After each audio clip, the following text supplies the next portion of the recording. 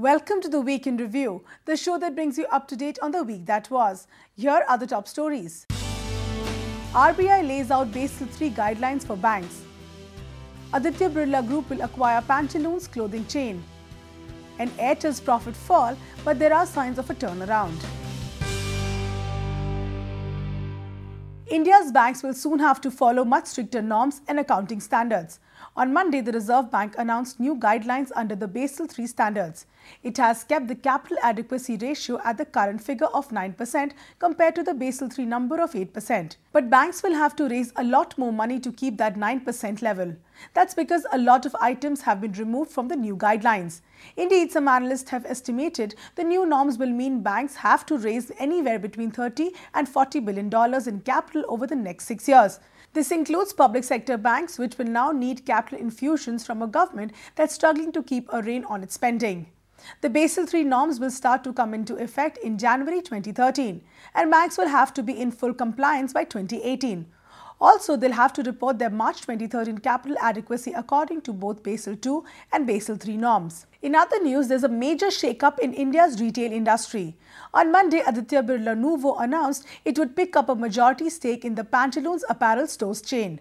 The chain is of course part of Pantaloons Retail International Limited, itself controlled by Kishore Bayani's Future Group. Under the deal, Aditya Birla Nuvo will infuse 1,600 crores into the store chain.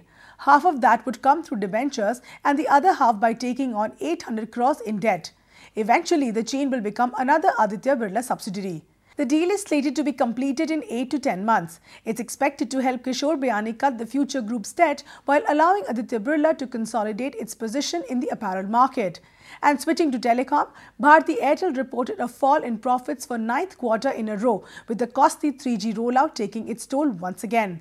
Net profit for the 3 months to March dropped 28.8% to 1,006 crores, and revenue rose a less than expected 15% to 18,729. But while some of Airtel's figures lagged behind estimates, others indicated a turnaround could be around the corner. Average revenue per user in India and South Asia rose 1% to 189 rupees, and minutes of usage in the region went up 3% to 431 minutes. And staying to telecom, the government is inching closer to its goal of auctioning 2G spectrum.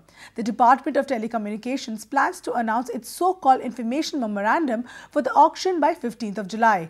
But there's no word from DoT about the crucial notice inviting applications or NIA. The NIA is key because of the looming 31st August deadline set by the Supreme Court. The spectrum in question will be in the 1800 MHz band.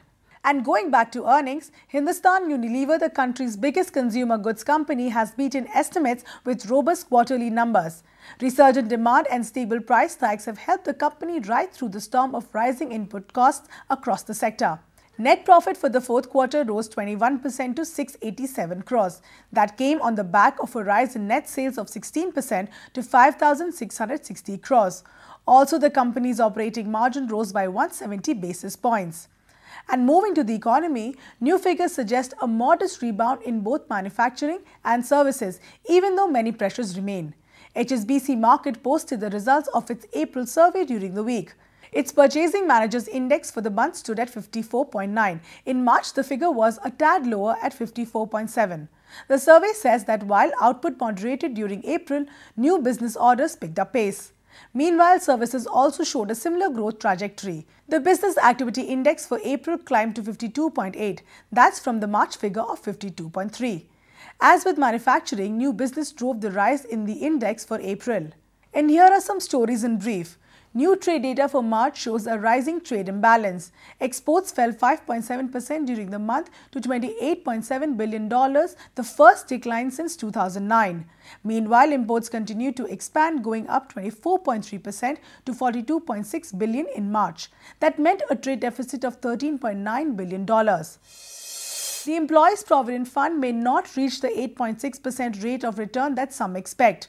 On Tuesday, Labour Minister Malik Arjun Kharge said the EPF interest rate had not been fixed and would depend on actual earnings.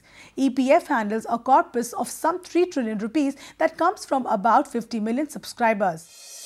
And finally, India has made it clear it intends to retain a significant presence in Afghanistan. On Tuesday, Foreign Minister S.M. Krishna met his Afghan counterpart Zalmay Rasool in Delhi. The two sides began talks on training and equipping Afghan security forces. Krishna also announced India would hold an investors' meet on Afghanistan. And that's all we have for you. Thanks for watching.